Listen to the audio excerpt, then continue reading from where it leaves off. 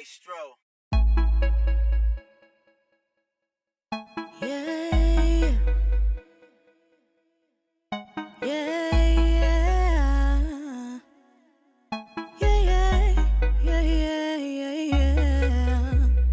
Have you ever heard of a living God who sent his son to save all of the cities? Mary bore a son and they called him Savior because he saved his people. Now that I'm sure of who I am, I've been woke up out of deep sleep. It's getting late, Israel, we running out of time. Oh, wow, 'cause all I want is Israel to unite, just for a time, till Christ come crack the sky. Oh, all I know is Christ came back for just for me and you, just for me and you. Have you ever seen a miracle that Yeshua done for his people? You would think it's unbelievable. Look, now I'm trying to turn water to wine, or restoring the blind. Judah, you know, got the heart of a lion. Let's seek it a sign. Israel, it's time to wake up. We must unite. We running out of time.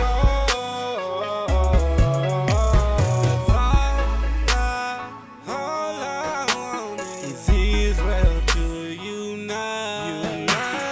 Just for time. Till Christ come crack the sky.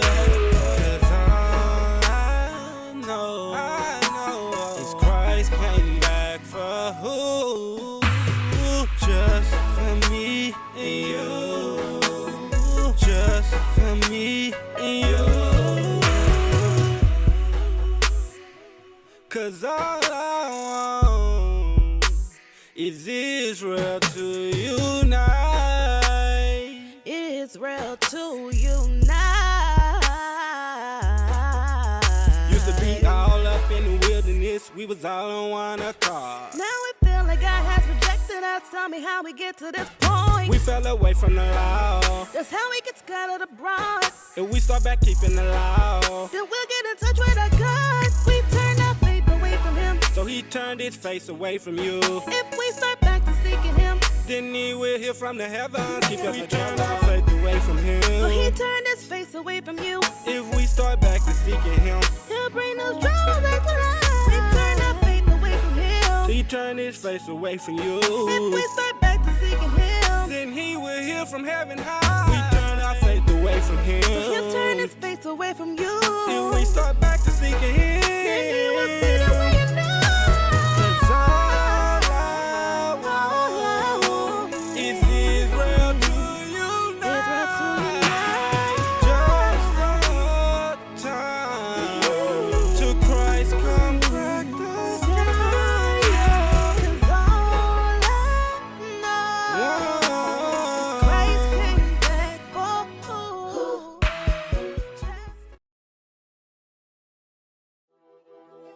Oh boy, CO, we just missed another one.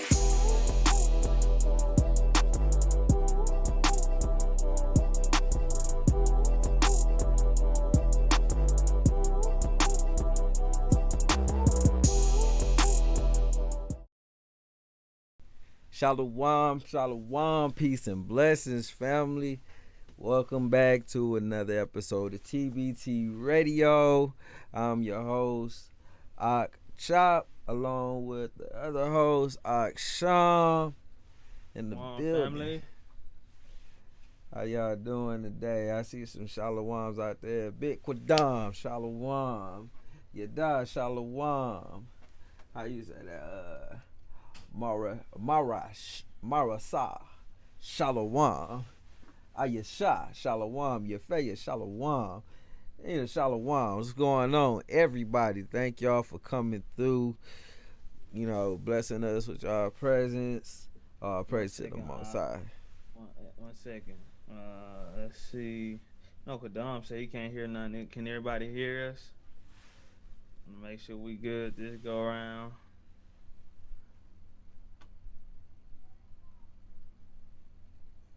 Okay, he said he see it now. I just want to make sure we good. Okay. Yeah, I want to make sure because I see everything coming through over here. Everything coming through on the end over here. So y'all got us. Y'all, we good. I'm gonna wait for a second to see a few more. Got to make sure we good, and I don't want to get to going in. Right. Like last go around, huh? Right. As y'all know, the adversary be trying to. We ain't gonna give him no credit on this go around. The Most High be blessing. That's what we gonna say. All They praise say to the Most High. loud and clear. All praises, all praises. So just going in, this is Sister Month, Aqua Month, where we showcasing our sisters with businesses, music, whatever they got to offer the community. Today we got our beloved sister, Zamarayah. All praise to the Most High. I wish I had the look. Man, we got to get that thing going with where we gonna press a button. We got the claps and all of that good stuff going and stuff, man. That's coming soon, y'all. Yeah, we've been talking about it. Elders said they got the L going. I don't know if you heard it on the blog talk. Elders was hitting buttons and stuff. I was like, what the? Nah, definitely we gonna have to get one for real. We gonna have to get one. We gonna have to get one. So without further ado, Sean, you want to say something real quick? I'm riding in, man. I'm ready to have a good show, blessed show. Father's willing.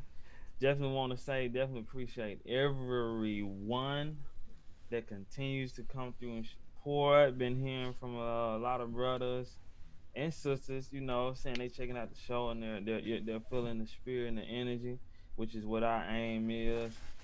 We're just striving to build.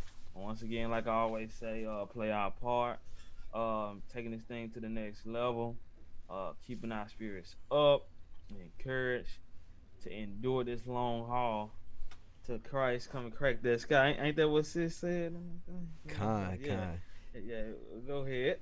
So yeah, if y'all ain't already done it, subscribe to the page. If you new here, hit the like button, hit the bell when you hit the subscribe. So you always get the notifications that YouTube allow to come through. Man, that there. Man. Make sure y'all go to that TBT Radio website as well, and y'all go get jiggy with that 24-hour radio.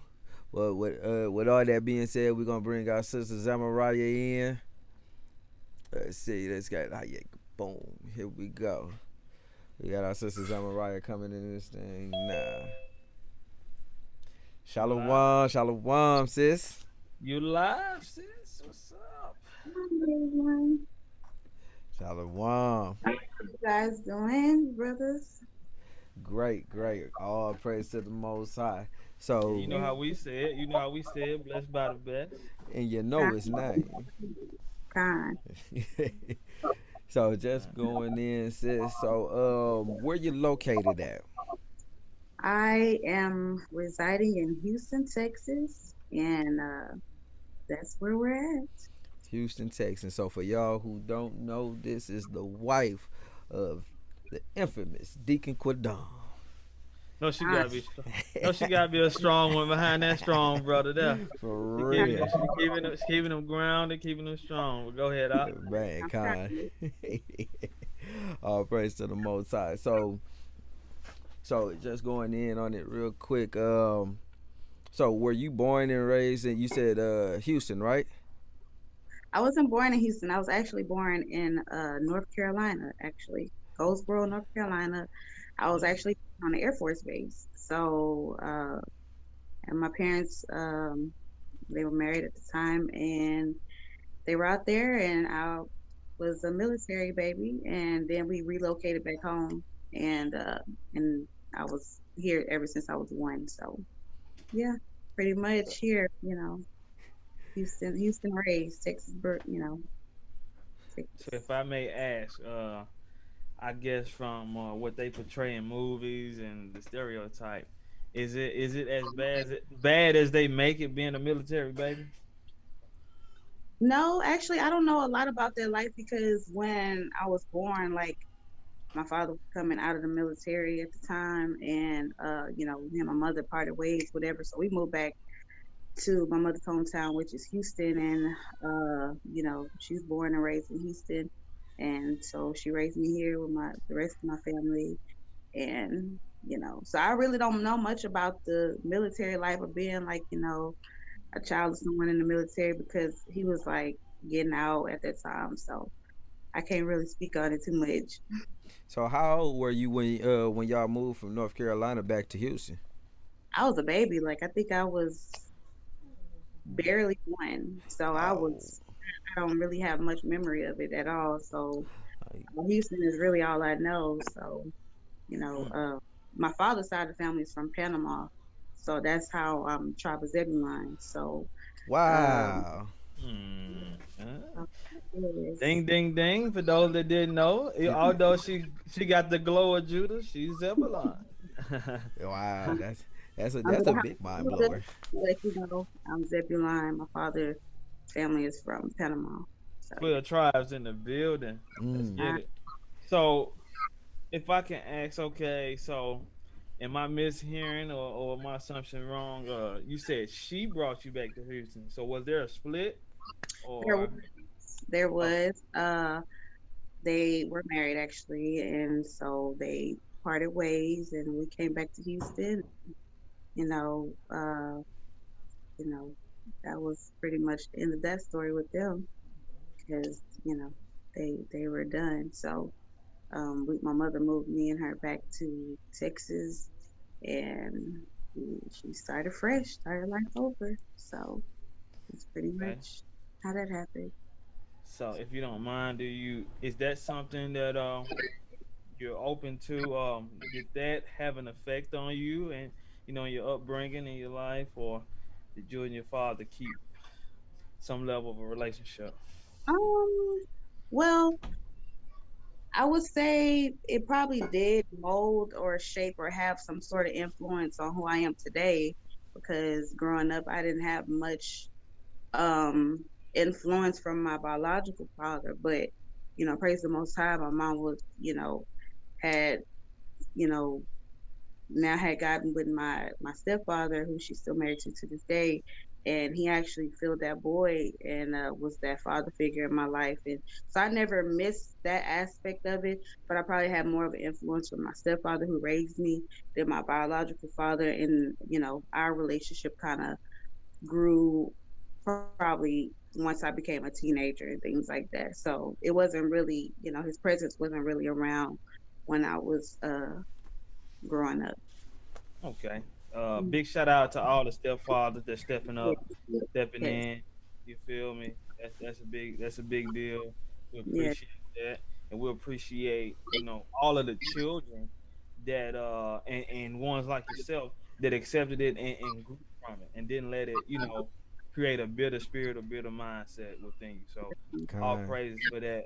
Because I know it takes a lot to adjust to that and to accept that. So Hmm. I'll pray to the Father for giving you the spirit and the mindset to move in that. So I do want to ask this though: Were you did you get a chance to get to know some of the traditions and the way of living of the Zebulon side of the family, or not so much?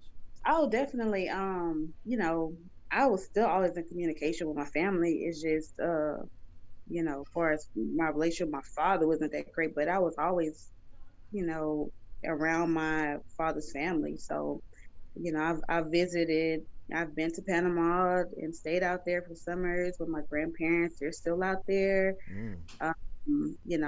Far as our culture and food and the music and all that kind of stuff, that I got to experience all of that, and that's very much a part of who I am now. So, uh, but yeah, it was fun having, my mother. She's Judah, so I had my that experience, and then I had my Zebulon experience when I would go to my father's side of the family. So it was fun. It was Oh, Cause that's what I great. want to hear. Some, hear a Yeah, little bit that's more about the Zebulon experience and how the culture was for you, because that's uh different. Because we know about the Judah side. Everybody right. pretty much know that, but it's like I want to know like as far as like music, food, culture, more moral culture upbringings, on that side of the family. Yeah, so far as music, you have salsa, bachata, merengue, all that, you know, Uh oh. style of music, and my grandparents, they are like dancers, so we always would listen to music and they'll just grab you and start, twirling you around and dancing with you. And we they had parades, so Panama has like a parade every year, and like you'll see these dancers coming out in the traditional dresses and the whole get up with the things like that. So the food, of course, was bomb. Some stuff, now uh some of them things, of course, we don't eat anymore because we're following the Levitical dietary law. So but seafood, for as Caribbean food, and plantains, fresh fish straight out the water, throw it on the grill. You know, it ain't no filleted fish in Panama. They cooking the whole fish, and you're gonna get it right there on your plate, head and served. all, huh? Head and all. so Oh, that is so did you correct. fish? I didn't do much fishing, so I actually did more fishing with my stepfather, believe it or not. We used to always go fishing, but for when to Panama, we would go to the fish market. When I would Okay. go, my grandparents, we would go to the fish market. But fishing, I had so much fishing experience with my stepfather. That was like his pastime. So it's still is his pastime. So I'm pretty cold with the fishing. Okay, quit down. That's That's one that. I one was just task you about ain't to gotta say do. it. That's one I was task. just about to say it, bro. Took it right out my mouth, though. Hey, one flesh, one spirit. So so with that, what's the best dish they got? If you could whip something up for the nation, what would be that one dish that we all would be like, yeah, that's that Zebulon dish right there. Surprisingly, it's real simple. I would say rice and peas, which is like a coconut rice with red beans, fish and plantains and fresh cabbage. Like it's real simple, but it just all together. Got a different taste. It hit different, huh? It hit different. It's So different. from what you're telling me, it's like they got the same similarities to like Puerto Rico, Cuba. Hmm. That's some of the same Hmm. dishes that they are involved. They into the salsa. So Yep. the northern tribe was like that, huh? And they Kind. Yeah. call it. Okay, that's what's up. So we should be looking for a video from you and Dom Yeah, doing, doing the salt. Yeah, yeah, it's coming. going in. Believe it or Y'all, not, Dom over the years, because me and Dom been together almost like 14, 15 years. So Solid. he didn't had his share of some dancing and trying to my grandmother grabbing him and you know him getting his little sauce on, him trying to bachata and all that kind of stuff. So it's funny, it's hilarious, but he didn't got us down a little bit. So I got to give it to him. So okay. Any video footage can we find online of him doing how you say it, not machata? online, maybe in the archives, but not online. Okay. I love to see Art going in like uh Yeah, yeah. So sis, per him, he definitely have to agree with it. But send that to us so we can have that for his next show. Yeah. We gonna see about that. I don't think he gonna cut. I don't think he gonna cut for that too much. So we gonna let me release that footage. Con. So just getting to a little bit more on that side of the family. So as far as the morals and customs that they kept over there, I want to know a little bit more about that. what I want to why as we go into it, since we got some of the good side, Mm-hmm. what are some of the things that you can identify, or you and your husband probably identify, like, see, this why we got whooped right here. We over here doing this right here. What are some of the things that they was, Mm. Oh, doing? well, that culture is really into like luck and good uh luck charms and money trays or whatever you want to call them. I never got into it, but it's like, if it's a fad or if it's something that seems cool or that's gonna whatever bring wealth or whatever, like I noticed that culture really gravitates to that kind of thing. Like, oh, I'm gonna put this in my house because it brings good luck, or I'm gonna get this because it's gonna bring wealth and stuff like that. Like, so I noticed things like that, and I was just kind of like, it is a form of idolatry. Hmm. So um, that is something that I picked up before I had even gotten the truth. Like, I don't know if that was just the Judite in me. Like, nah, I ain't rocking with that kind of stuff. Like, no, you know what I'm saying? But it is present, in regards to some form of idolatry, having ain't nobody a Buddhist in the house, but why we got Buddha up in here? Mm. So they You got know, Buddha, like, it's they just got like, oh, Buddha it looks statues and cool. stuff like that. It Right. looked cool, and it's just like it's not a second thought as to why they have it, or you know why shouldn't we have it. It's just something they want, and they'll have it be by the door, and ain't nobody jaffing up in there. So So Mm. so you're saying that they had Buddha statues and things like that, even though they didn't practice Buddhism. yeah, I've experienced some households that have had that. Yes.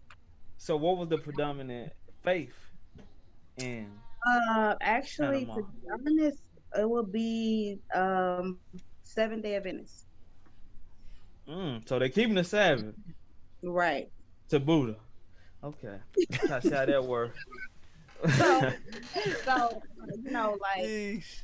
that was the thing. So that was a common Oh ground snap. because a lot of my, some of my family members who were Seven Day Adventists, you know, before I had gotten the truth, I was kind of like, okay, y'all go to church on Saturdays. Okay, y'all don't celebrate no holidays, Mm. whatever. I knew that was a thing that they did, but it was like, nobody still kept like the dietary laws and nothing like that. So, I mean, re- reflecting on it now, at the time, I didn't know the difference between what was in the law or not. So it was just kind of like, okay, that's y'all believe, that's what y'all do, okay, but looking now and having more understanding of the scriptures myself, I can see like, okay, they was had some similitude of the truth and how we operate according to scripture, but it's not fully there. And there was never no judgment. It was just like, okay, that's something I know that's a little flawed, but you know, Mm. And that's how the adversary get us. He give us some truth, and then hmm and all of the nonsense is there with it. That's how deception works. But Mm. right, hey, but it's still good to hear, you know, some insight on one of the other tribes. That's a blessing, man. kind, all praise to the Most High. Con. So I'm gonna throw it back to you though, Chop. But here we go. We got a fun fact for y'all tonight. Fun fact. I think she know where I'm going with this. Okay. Kind, Hosted by our sister. Throwback. Fun fact.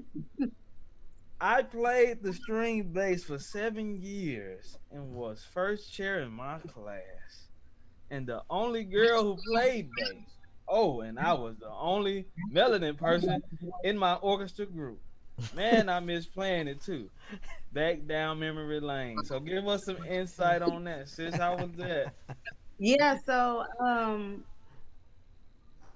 when we got into middle school, when I got into middle school, it was always like, okay, what instrument is everybody going to pick up? Usually, your elective is like you're either going to do a sport you're gonna be in band, or you're gonna do something. So I was like, I mean, honestly, I was like, well, there's no black people in orchestra, so I want to see what orchestra's about. So I signed up for it. It was always the interest to me, but I never knew nothing about it. I didn't know anything about the instruments or nothing. But I was in sixth grade, and I signed up for it. And how I picked that instrument was, the instructors, they tell you to, well, the directors, they tell you to hold your hand out. So, they say if you hold your hand out like this, then your hand is more so for violins or violas, which is the upright, you know, strings. Mm. And if you kind of hold your hand like this, cuffed, that's more so cello or upright string bass. So at first I was like, they're going by, assigning everybody what instrument they felt would be a good recommendation for them to start off. Like if it's your first time playing an instrument, we're going to recommend which one would be better for you from what we can assess looking at you. And so when he got to me, I was like, I hurried up and went like that. Like my hand was already like this, but I just hurried up and cupped it before he got to me so he can assign me to the bass, because I was just like, okay. And at the time, it was like so much huge. It was like way bigger than me, and it's upright. I'm short, like a 5'1", so I'm like this big old instrument, and and so I started playing it, and I learned it under my directors, and we started going to competitions and all that kind of stuff. And I really gravitated towards it, and I kept it up all the way till I graduated high school. And I wanted to continue on with it, because I learned how to read sheet music and things like that. But for a long time, I thought that was actually a hindrance as a musician or artist, because I always felt like, man, I can't play by ear. I can't play music by ear. I can only play music by reading sheet music.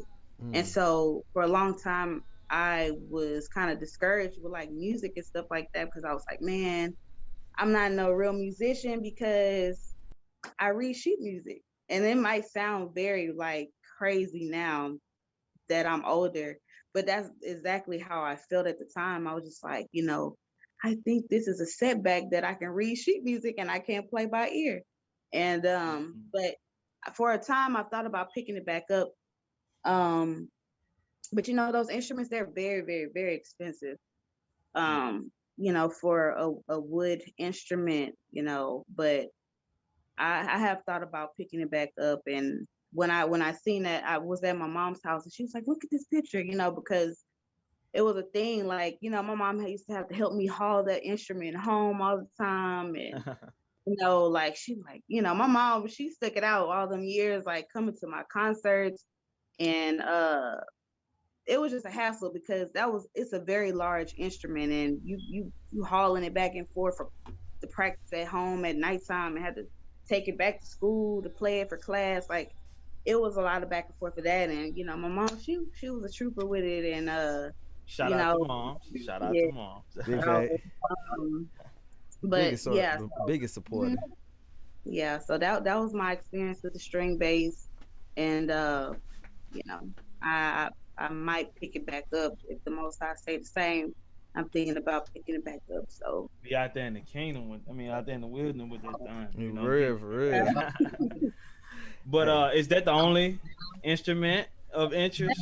is that is I may could play like some light scales on the piano, but as far as just like instrument that I've been trained on, will just be the string bass. Yeah. Mm. So is that what's, lit that fire in you for music?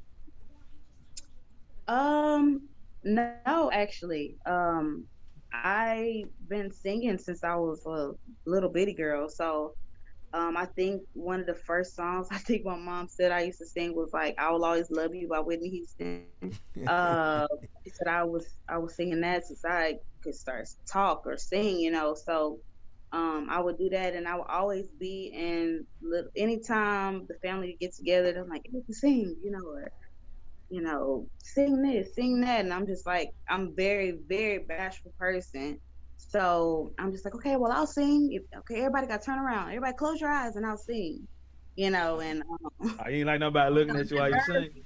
yes, I wouldn't, I never want to sing in front of people because I was that nervous. And Mm. and so like I'm still like get nervous or bashful before I sing a lot, but I've come out of it a little bit because I know, I'm not doing it for myself. I'm doing it for the Most High. But you know, growing up, man, it was like pulling teeth to get me to sing. Like I would, I remember one time I was like singing at church, um, or well, I had to do something to get up in front of the church. I was a little girl, and my mom was like, by the time I was done, I had like tore off all the lace and tulle off my dress just because my nerves was like so bad. And so, but I've gotten out of that a little bit. But yeah, that was But I used to sing, and then I started getting into like competitions and talent shows, and Mm. I did that all the way through high school.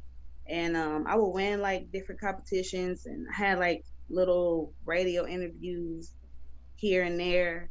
And it seemed like every time I almost had what we would call like a break or whatever in the industry or something, I always feel like the Most High just like pulled me out of it.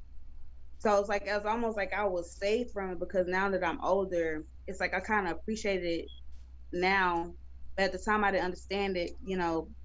For instance, I think one time, like my aunt had got me an audition at like a PCJ commercial or something. If the sisters out there know that, they know that is a hair relaxer that we used to put on our hair as little girls.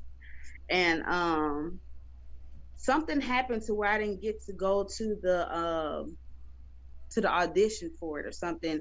Like I think she said I was like casted or something, but when it comes time to record it or something, I didn't get to make it. And then another time it was like the Oscar, because my aunt, she was always trying to get me into like different breaks or like things that was trying to get children put on, for the industry and things like that. Um, and another time was the Oscar Mayer commercial. Uh oh. Uh Yeah, oh. so like I didn't take me to that when I was time for me to go back. I had auditioned at the time. My biological father, who had came back to my life at that point, he lived in Atlanta, and he used to always put me in talent shows and stuff like that. And um, when he put me in this particular one, I had auditioned for J Records, and they were like, "Okay, cool, we're gonna start working with you this summer." You know, had a plan for me when I came back, because I lived here in Houston. So when I went up there with him, that's when he would try to put me into little local stuff. And so, I had like a little, had a freeway right there into J Records, and I didn't he didn't send for me that next time. I didn't go back. So it was like all these times it was like, okay, what, why, why? But I understand now, and it's kind of like it's a good thing Mm. when you think about how the industry, chew you up and spit you out. They really don't care. They use you for their purpose, and then once they have used you up, it's like, they just kind of write you off a little bit. So I'm very grateful now when I think about it, but at the time I was just like, man, I can't never ever follow through with nothing. So, but I'll praise to the Most High, everything happened for a reason, and I'm not mad at it no more. I'm not.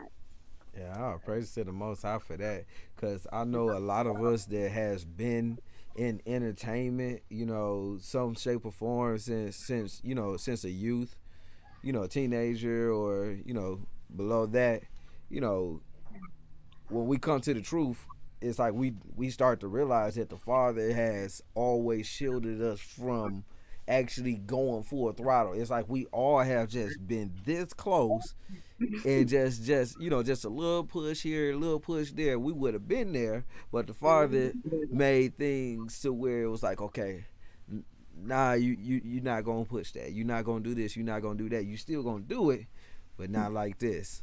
Mhm. Exactly. That's you spot on with it. Yep. Right. Exactly. It's like I'm gonna use you for my will, for my purpose, for what I have for you to use that gift for. And I just say whatever your will is, Lord, let it so be it. And that's just how it's been. And the Most High has really been moving things forward for me for as music because me and Kodon been in the truth for like 10 years. I really haven't been recording or doing anything until like real recent. Like I've done little stuff here and there on his stuff, but just to like try to really get out there, um, it hasn't been too recent. And it's a time, and it's a time and a season for everything. And I just feel like now it's been, time for me to really get things going with my music ministry and things like that. And you know, like the sister from last week, Tahara, or I can't. What's how do you Yeah, say her name? Tahara. That's it. That's Tahara. right. Aha. Yeah, she said something too that I was like, kind because she was like, you'll start comparing yourself to other people. You'll be like, well, I don't have that many subscribers. I don't have that many followers. I don't, I don't have this big repertoire of music, to do different things or different projects with people like that. But it's like you really can't do that because the Most High gonna use who He gonna use, and you know, that's not really for us to decide if we're good enough if He's calling you for a task to do. So I have to remind myself of that before, and I'm just like, okay, all right, Father, it's time to do this, and that's I'm gonna be obedient to what you're saying, and really just try to go in and start doing music. And like now I've been I had one of the deacons and his wife was like, man, Zamarayah, you like feeling like the T-Pain and the truth, like you featured on everybody track. And I'm just like, yeah, I'm trying to, Yeah. Well, I'm that was our long one. yeah. So I just started like, man, I'm just gonna try to go in and go hard for the most as much as I can because I mean we know time is short. So it's like I'm just trying to do it. I have projects for myself coming out. It's just it ain't time for it yet. It's coming, but it's in the works, and I want whatever I put out to be, you know, good for the people. You know what I mean? And You got I a don't want name for no. I don't have a name for it, but I know the style that I'm trying to do is going to be more so like, like something that could be listened to across the board that's still dropping, truth or whatever. More like R&B style, have love songs on there because we don't really have, I mean, we don't have many like female singers who are in the truth that's like having a variety, and I just want to give a variety of sound as far as having more of a R&B style singing like love songs, you know. so Yeah. it's been on me to ask you this. So if you could say you're gonna pattern yourself after some of your I guess we don't deal with icons, but those female artists that were before you or during your time, who would you pattern yourself after like SWV now, something like that, or what? Um, well, my sister, I have my sister Urala. I know you watch. She always called me '90s queen because I it was something about the '90s R&B that you can Hmm. they talk about different things, but it's nothing explicit. It's not Yes.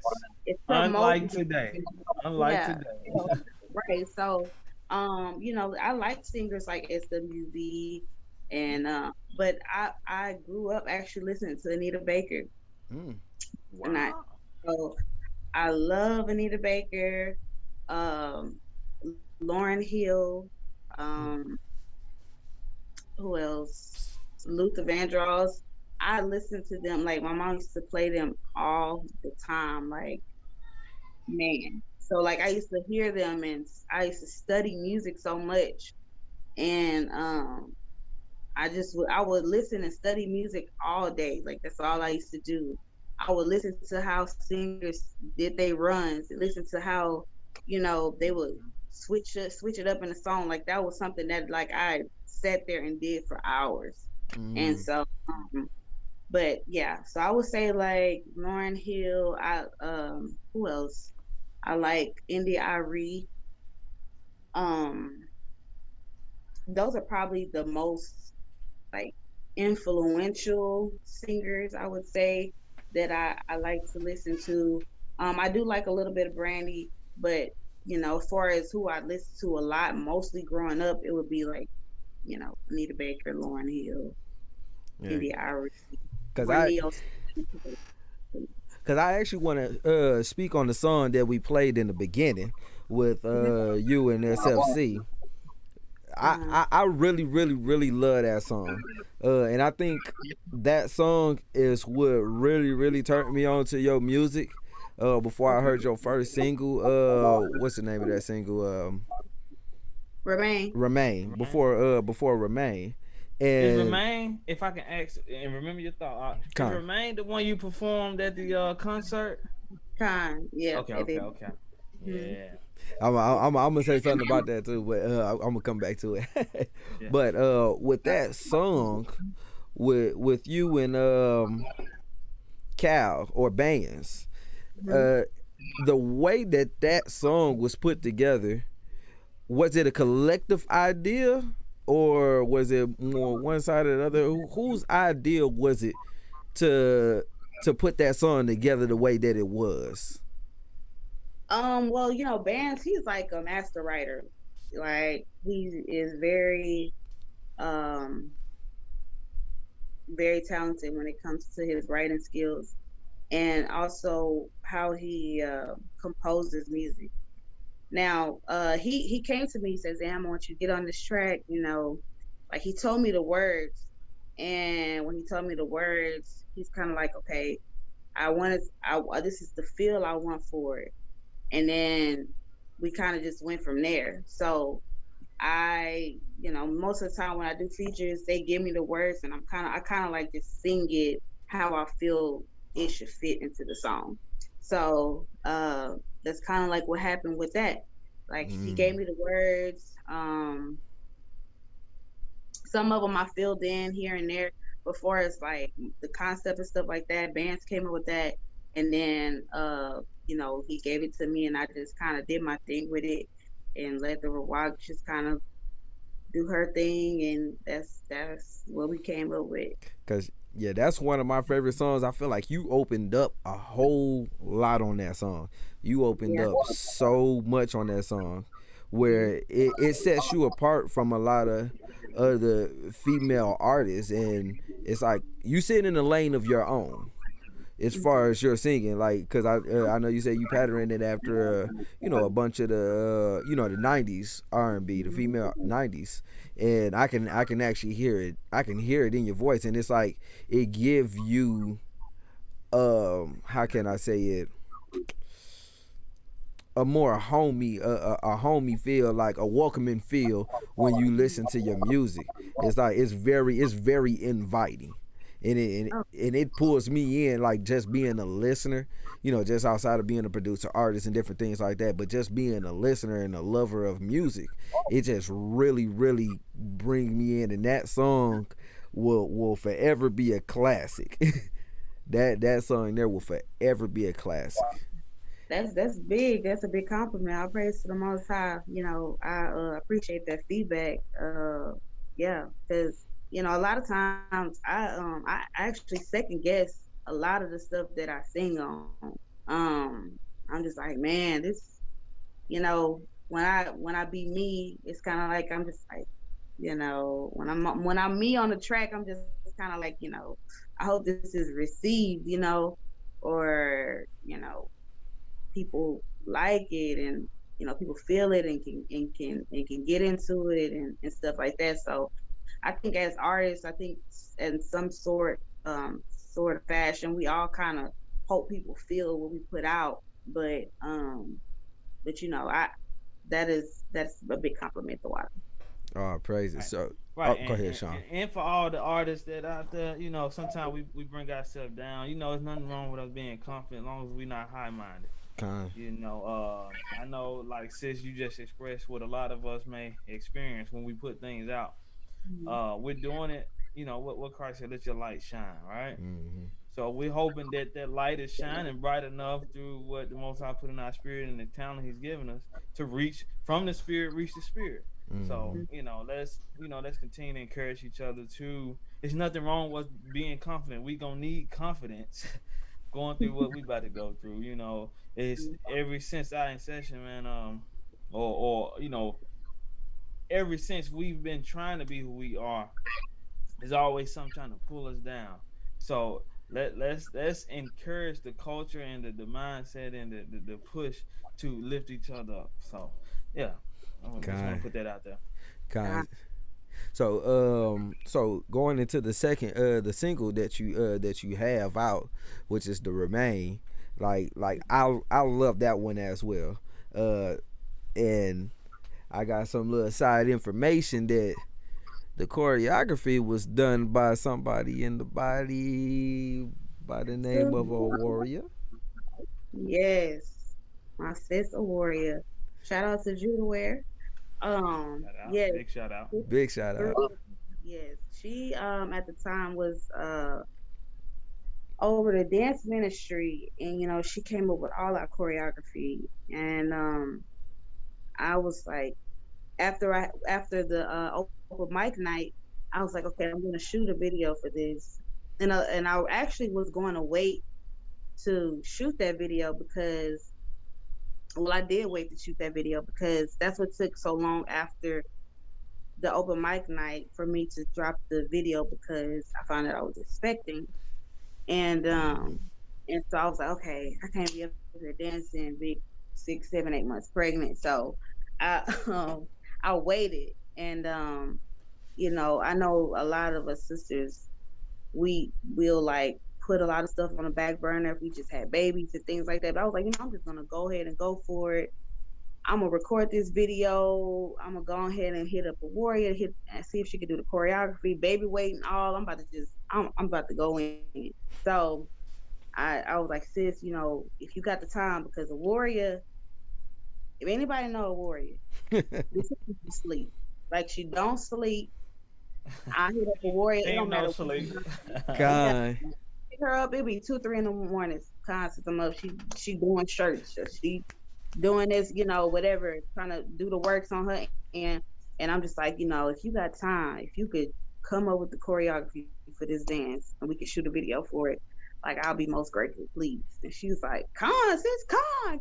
Like people know her in the body, it's like a thing. It's like Con, because that's like her voice, she just Con, she down for the cause, like just doing the work, she down. Yeah, So she got we so much did life in that. her. Kind like you be around her and you start just perking up, just her spirit just overflows to your spirit, and she just, you know, she's a good one to be around if you having a bad day. Most And definitely. yeah, she came up with that choreography.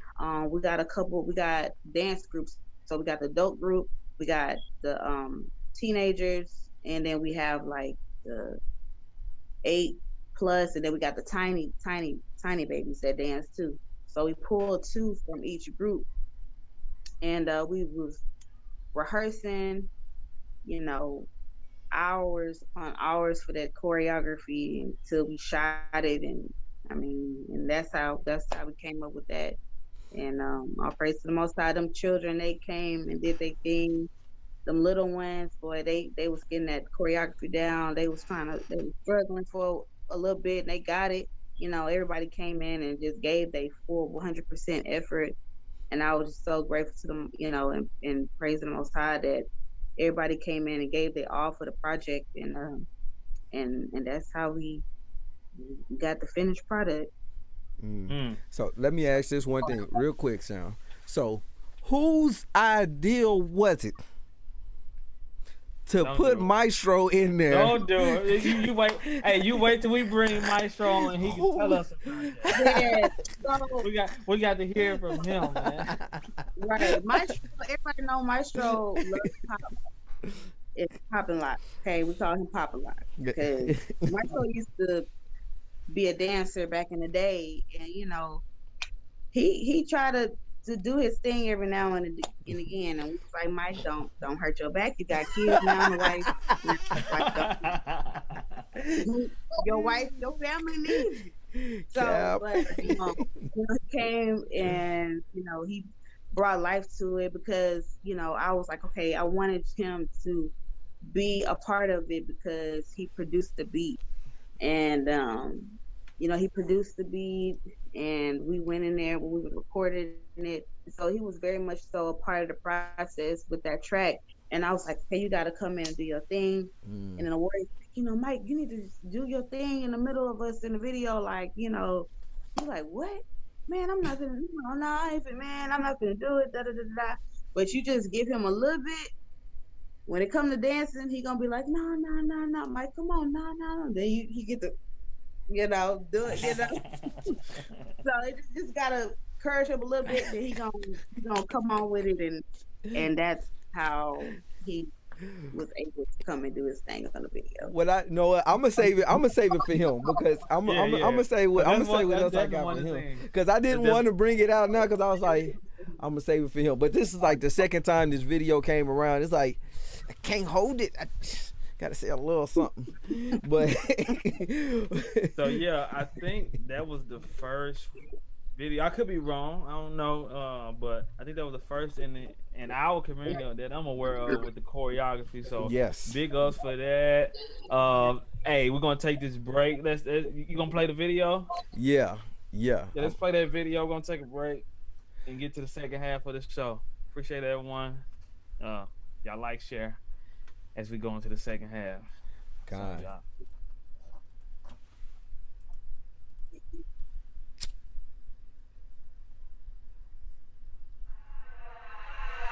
Maestro. Yeah. Zamarayah. True music. Go.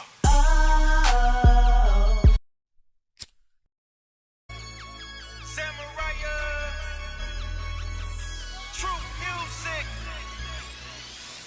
Go. When I first came into this truth, I thought that everyone would stay. Now I know. 7 years later, only a handful remain. When those offenses came, they all went astray. But since they turned away, your righteousness won't be mentioned on Judgment Day. Higher work than me. Girl, while she rides with me. Shy of saving me, I'm remaining.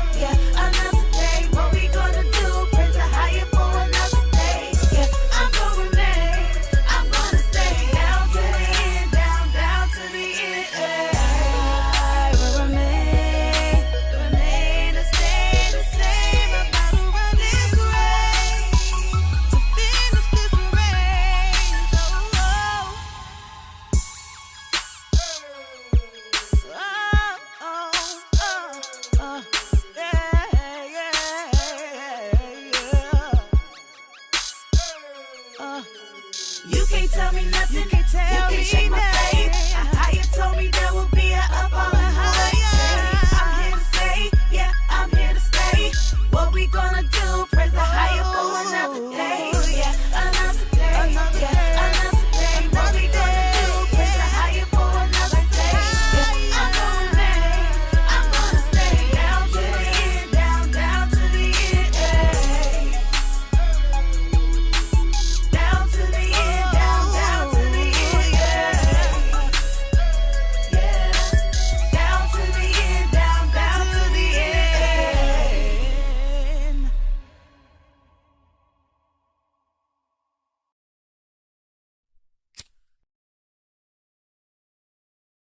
Shalom, shalom.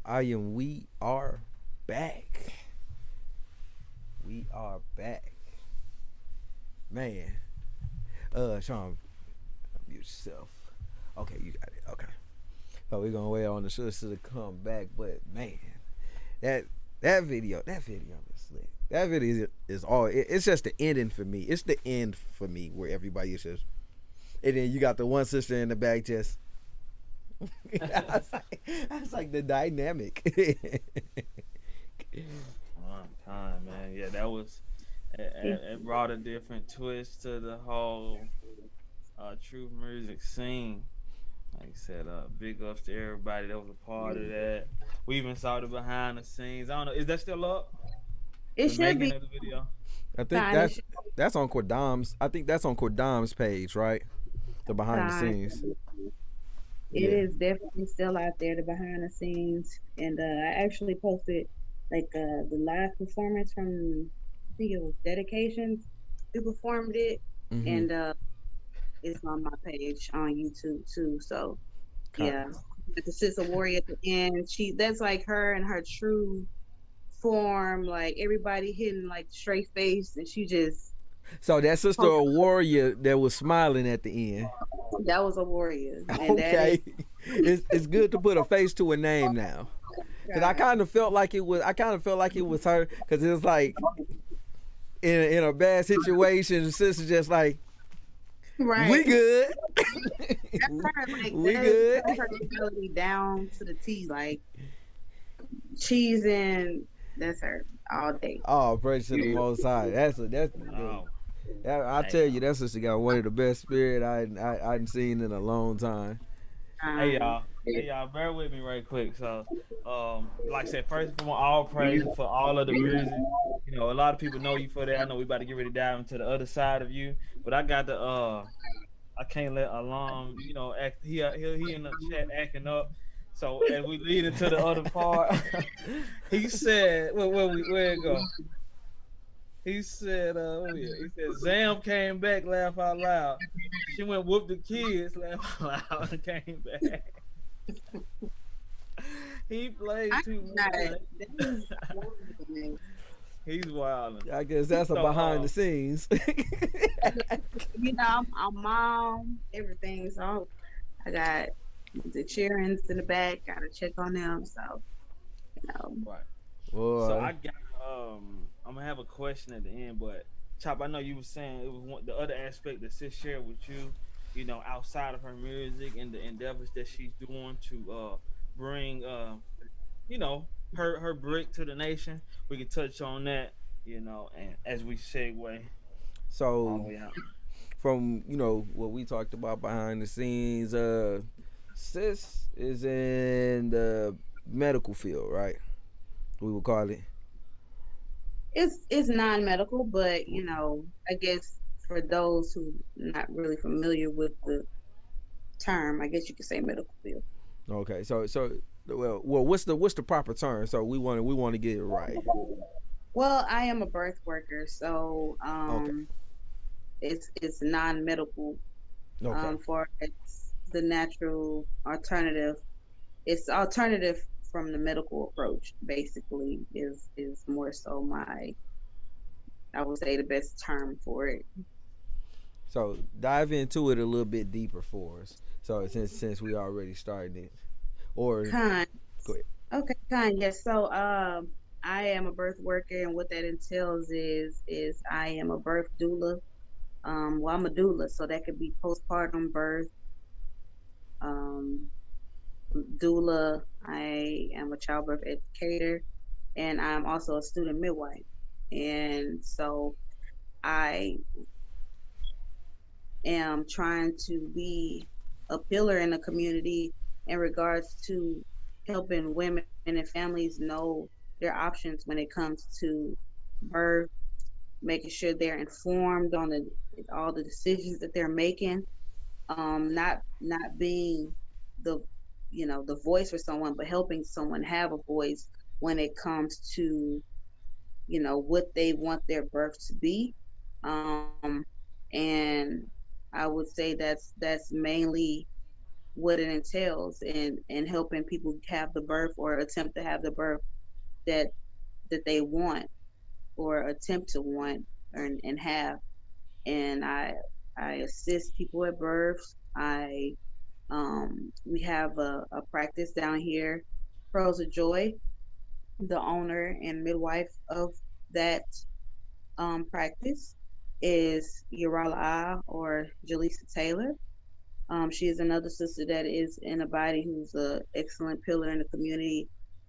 Sis is making major moves in this thing and really opening the doors uh, for a lot of women to have that out of hospital experience, and to we're just our goal is to, when it comes to the nation, just giving them options, going back to how we used to do things, and um, having all natural births if that's a possibility for that mom. Giving her options if she can't have a natural birth, giving her alternatives, letting her know her options, and letting people know that they have a voice. Ultimately, it's your voice, and it's your birth and your baby. So you know that's pretty much, I guess, a short snapshot of you know what we're doing. I'm a student midwife, so eventually, if I go full force, I did take a little break, after I just my baby just turned 1, so to go full force in it, so I can continue on and finish and get my credentials to be a licensed midwife. Until then, I'm still a birth assistant, and I'm still, right there, um, right hand to the midwife, being there with them during different labors. I've assisted many of the sisters in the body, me and the sister Ura, countless sisters we've helped give advice who's not even in Houston. Um, I I just try to assist where I can and give advice where I can to help sisters have the best options and best experience that they can get for their particular situations. And um and that's outside of music, that is probably my other number one. Outside of music, of course, my children, my family, my husband. It would be birth and women's health and things like that. And I know that's a skill set that is definitely going to be needed. I mean, we're going to be popping babies out to Christ crack the sky. So uh, we're gonna need that skill set, and it's something that is near and dear to my heart. And that's the other part of me that a lot of people don't know. But yeah, that's part of my so, resume. so have you did your research on it to where is it lucrative in the current system that we're in now? Is that something that could be a career for someone? I mean, I would first say that you can't definitely go into midwifery or being a midwife looking for the money. Especially, with us trying to break barriers through the medical industry, and when it comes down to how midwives are getting covered with insurance, and it's a lot of different things that have to be done before we could say midwifery, or being a midwife is something lucrative. But I wouldn't suggest anyone go into that for the money, but more so it being a passion of theirs, and anything that you're doing that you love, you're going to give it your all, and make it your livelihood. It's all, anything that you're putting you're all into, you can make it, work for you, I guess I should say. um for instance, the sister has, we call it's Pearls of Joy. It's here in Houston, Texas. um she is really changing the game when I say she's offering birth services. So she's offering the prenatal massages, and Mm. other services related to birth and pregnancy and things like that, and kind of having services across board, outside of just being your midwife that's going to show up to your birth. So, you know, to answer, that's the best way I can really answer your question in regards to it being something that's lucrative, or something that's going to provide your livelihood. you know um I would say, again, don't do it for that, because and then we have to change the mindset of the people. It's easy to go to the hospital, or to have it charged to your insurance, but we're, like I said, we're trying to break barriers in regards to the insurance companies, and trying to have rights for midwives and doulas, and getting covered the same way a OBGYN would get covered. Right. So when it's Israel, you know, Yeah. sometimes we can be a little tight with our pockets. And when we speak about midwifery care, well, sometimes that's going to be out of pocket. Right. That's gonna be, but that's something that's important for you and your family in regards to what you want, and not having a non-invasive, care during your pregnancy, and things like that, and you getting what you want, and having the best care for you and your baby, having personable, it's a whole different experience versus having OBGYN or having a midwife. The care is totally different, because Mm. have a medical personnel and a non-medical personnel. Of course, midwives always going to, do what's best for their clients in regards to if they feel like, they're a good candidate to have a midwife, or to have a all natural, whatever the case. But 9 times out of 10, most women just go for what the doctors tell them. And a lot of things can be avoided just by research and knowing the information that's out there in regards to, you know, you as the mom who's carrying the baby, your baby, you know, the mom's past history. It's a lot of different factors that go into it. But, you know, if women just knew their rights as the mom of that child, and just period, you are in control of what people do to you, or and or your baby.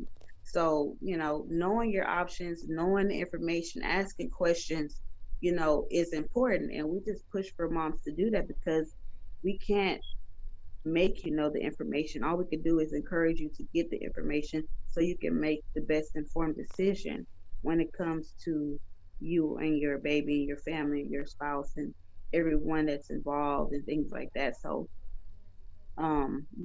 that's pretty and much. and I want to say this real quick. To all the sisters that was watching this and that will watch this in the future, this is something that we need in the nation as what I would say one of the things that should be a top priority that we should have at least two in every area. There can be willing, like she said, and have a passion to want to Hmm. see the life and the creation of the Most High come through this side on our on our side of the realm to bring forth Hmm. righteous seed. It got to be a passion to do Yes. something like this, and it's with any talent that you have. you know, it got to be a deep rooted passion. The father got to have a deep spirit on you. And just just rounding it off is we need this. Con, So I con. want to grab the information from you as well from the sister. What's the sister's name again? Uriah La'a, but Yara. wait, her name is Jaleesa Taylor. The company is Pearls of Joy Birth Services. She's on Instagram. She has a YouTube page. And Uriah, if you're down there, if anybody, any of the sisters who's listening, y'all can please post that down in the comment section. Um, she has a actual location here in Houston where she, sees the moms and things like that. I'm part of the birth team there. We have um, other birth assistants that work with us. We have massage therapists. We do sneak peeks where if some people are not comfortable with ultrasounds or they just want to know the gender of their baby early. Um, we offer that service as well. It's other things that we offer. Hold You on, could check sis. Hold on. Wait 1 second. You said a sneak peek, so you can find out the gender of a baby without an ultrasound. absolutely. Coming to Texas is your boy Akcha Paraz. Cause we expecting just in case anybody don't know, I'm expecting in the next 4 months. Praise to the Most High. You and your wife.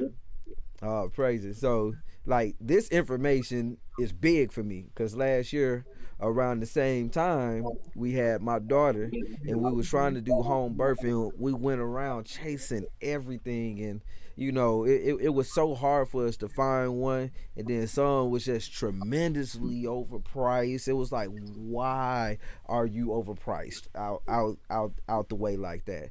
But just even having the knowledge that y'all give, you know, like I didn't even know like it was something about a massage you was talking about Yes.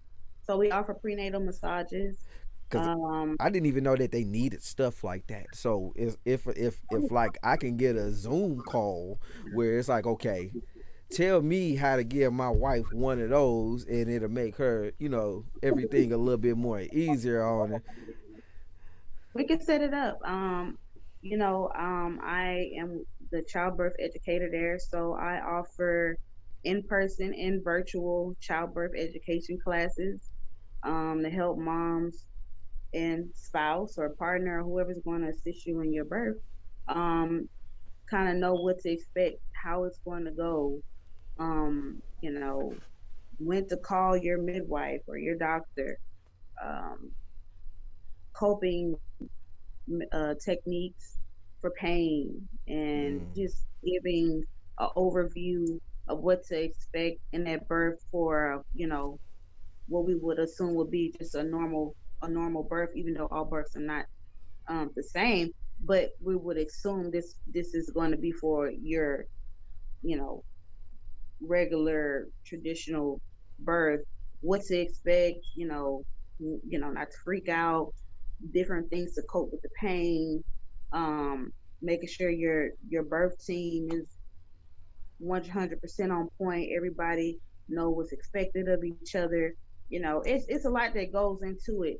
And even for parents who've had babies, a childbirth education class is very useful and informative when it comes to kind of knowing what to expect, feeling more prepared going into the birth.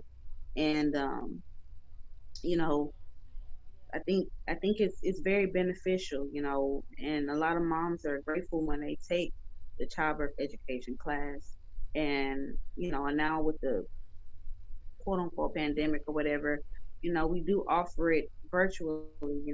If you're not in Houston or if you're not able to come into the class, or you have to be at home, we offer it virtual too. We have classes. We can set up class if you want to do it in a group setting, if you want to do it a private class. with just you and your spouse, it's available. So we have, if you call, we do consults. We're open to speak with people if they have questions, if they want to seek out services. Um, you know, we're building that so we can be here for the people, because it's so many people out there who just don't simply know the information. They just don't know the information. And so that is what we're here for, to get people out there, um, to be more knowledgeable going into their births. And if they want to have that home birth, or prayerfully, we're gonna eventually have our birth center. But if you want to have that home birth, you know, we want to see if you'll be a good fit, and be here to offer it, to see, help you get that home birth that you want, basically. So yeah. um, yeah, So information is there. Hit us up. We are here to do, you need to do a consultation. You need to talk to the midwife. You want to meet the midwife. We even are willing to, we do Zoom calls where you meet the birth team. You meet all of us and see who could pop up at your birth, who's going to end up coming to assist at your birth, So we do that. We just try to be a family oriented team, and that's praise the Most High that she was able to get this platform to be able to offer these services out, and just branch out and do so much in the community too, um, you know, for women and their families. all praises. So I want to get this all the information Okay, that you got on that the contact information. definitely. I want to grab that information from you right after the show, cause Okay, to everybody that's listening, or everybody that's watching, we gonna put that information in the description, so it'll be in there forever. And y'all can be able to access that, because this is something, like I said, is we need this, and everybody need to consult. With a doula concerning home birth, with us coming back to what we came from, versus going to the hospital and letting them focus. When we had our last baby, we was like, hey, we gonna stand up. She was like, no, you can't. And I was like, we can't deal with the frustration of them anymore. They are right. very frustrating. They got us out of there in the day. We was like no to everything. They Yep. wanted to keep us another day, but they got us out of there quick. They was like, y'all ain't taking no COVID swab and all that stuff. They like, we gotta get them out of here. Right. But But And that's the beauty. just leave, wasn't it? You huh? just left, and then it was easy to just get up and leave. Some, they're not, some people feel pressured into things, and we just have to tell people, like, at the end of the day, it's you, your body, and your baby, and you have your rights. And a lot of Hmm. people, you know, don't feel comfortable standing up for themselves. So it's just to give people, information, because at the end of the day, we're just a number, and the maternal health rate, the maternal death rate is horrible.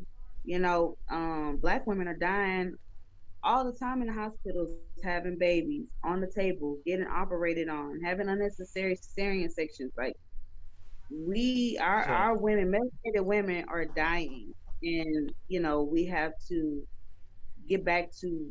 We need to get back to what it needs to be, so we can um try to get a grasp on that and get that down. And like I said, be pioneers of this new age, trying to get women back to, people who are not in the truth. A lot of, it's a lot of people, women who are not even in the truth or conscious community or whatever, who's trying to get back to doing natural, and things the like that. So, natural way. you know, it's more than just a fad. So, And I tell you you know, this, what y'all doing, like even with the people in the world, just how we operate in the spirit is gonna shine They a gonna light see on. it. It's They gonna gonna shine. see it. They gonna see it. They gonna want more than just business for you. I guarantee yes, that. I know that for a fact. time, all praises, yes. con. So that hey, This is a major part of it because you know how Judah do. And once again, Allah, I'm in there acting up. Talking about me and him got we tit for tat for on the children. But yeah, uh, but this is a beautiful thing. I know my wife is loving this show because that's one of her passions. So hopefully you and her can link up. She Yes. love. She's definitely into that. So that's a blessing. Hey, go Uh, ahead and tell them what happened to that. I think it was the last baby, wasn't it? now I let her come on and talk about that. That'll be her story. Okay. Yeah, yeah. But it was definitely a blessing. But I do have a last question Okay. before we wrap it up. All right, I have it written here. All right, seeing everything that's going on, sis, how important is it for our sister to be virtuous right now? Mm. Um, it's very important for our sisters to be virtuous right now because we're in the world, but we're not of the world. So at the end of the day, we have to let our light so forth shine before others that we can be an example to someone. And, people will gravitate to us just from our spirits being on point. And, if you're married, for me, for instance, I'll just use myself as an example. You know, I feel like people know my husband because they see me. Like they see him, they see me, they see him because I am a reflection of him. And so how I move, how I operate, how I talk, they should know, oh, okay, that's what Dom's like. So I feel like virtue, period, even for our sisters who's not married, virtue is something that the world cannot take from you because that's something that you can hold and possess just by you being locked into um, being in the law, statutes, and commandments and, trying to operate mindfully, knowing that someone's watching you from the little children, and being able to just set the example. That way they can say, hey, I want to be like that sister, or I like the way that sister operate. We're not having someone idolize us, but to be someone that they see as kind of like a role model. I feel like it's very important, especially in these times, because you know, um, they have so many other negative influences in a world that you know we have to make our mark on them before they do. And so I would say, that's just one of the main reasons why I feel like being virtuous in this time is very important because, you know, we really don't have time to try to fall off and then hoping we can get back, in time for, Christ's return and things like that. Like time is short to be doing anything other than following the Most High's laws. And so with that, if you following his law, statutes, and commandments, that virtue is going to come and it's going to shine. And if you locked into, you know, your elders and things like that, or your wives, locked into your husband and him leading you, then that virtue is going to come naturally, and it's not going to be nothing that you have to try to show. It's just going to be there, and that's just my take on it. Hey, well, there you have it. There you have it. Let's all remain blameless. Let's remain in His faith. For the sisters, let's remain virtuous. For the men, for the lions, for the all the 12, let's be those men of masculinity and honor and order. Let's be that nation at the Most High in church at Christ coming back to receive. Hey, it's been a blessing. All praises. I thank you, brothers, for having me. And you brothers using your platform to share your platform with others, such as myself. And pray the Most High just give the increase with this ministry. And I know y'all are doing great things. And Most High bless you brothers. And again, thank you for having me on it. It was fun. I was nervous as all get out all day. Um, and but Most High, Walk showed up did her thing, and Straight up, straight up. Fact, fact.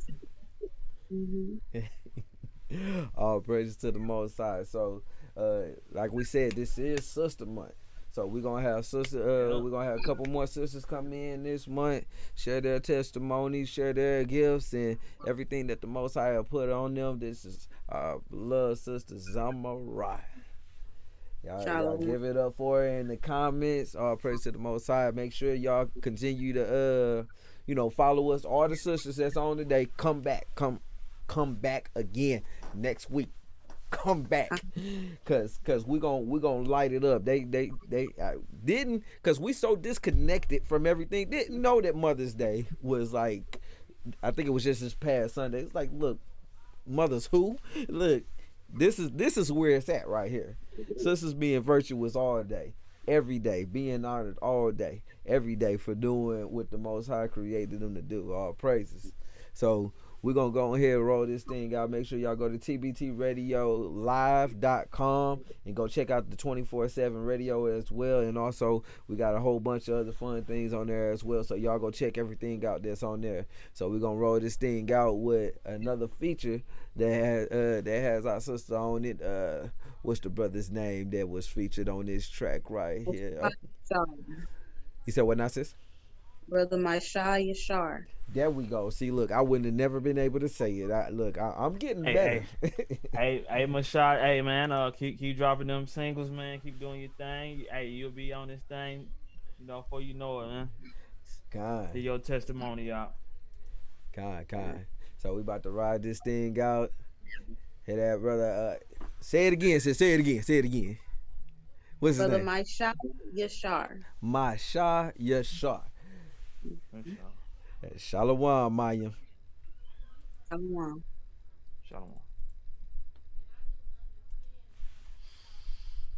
In these last days, we have to stay focused on the spiritual mission, which is making it into the kingdom of heaven. I'ma serve my God, I won't fall off, overcome my flaws, and shine like a star.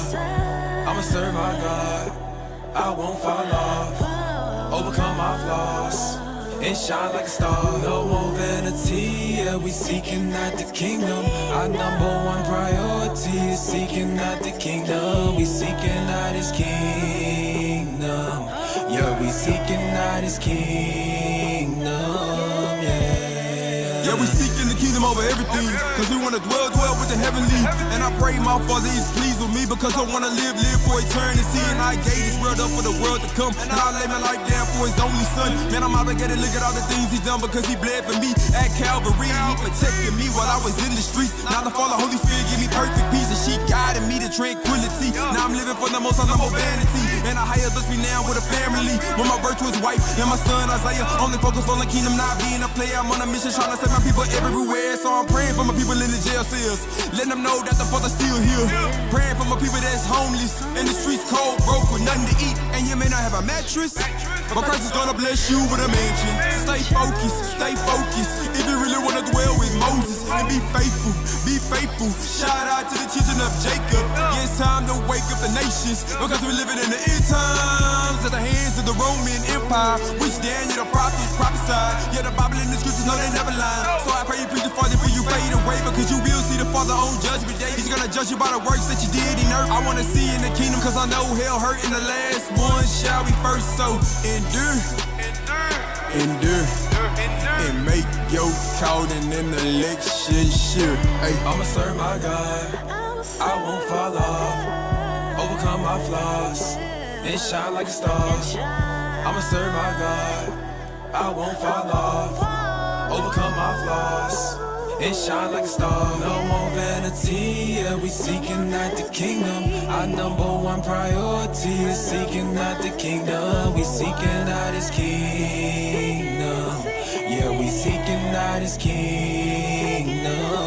Yeah. Seeking the kingdom is our ambition. We eating the word, that's the nutrition. We pray to the Father, that's for the healer, we trust in the Son, cause that's our physician, Luke 4 and 18. That is the mission, we have to stay clean. That is a given, cause we are made in the Father's image. Yeah, we made straight from the dust, so serving the Father, it is a must. Serve the Father while you have the chance, and only fear Him. And don't fear man, but only fear the great I am. Exodus 3 and 13, down to 15 is what we get the holy name. It was revealed in Moses' days, so we're gonna praise your holy name. You can call us insane, but it won't change a thing. We're gonna praise the higher, sure, higher. Anyway, we're gonna praise the higher, sure, higher. Anyway, I'ma serve my God, I won't fall off. Overcome my flaws and shine like a star. I'ma serve my God, I won't fall off. Overcome my flaws and shine like a star. No more vanity, yeah, we seeking out the kingdom. Our number one priority is seeking out the kingdom. We seeking out His King.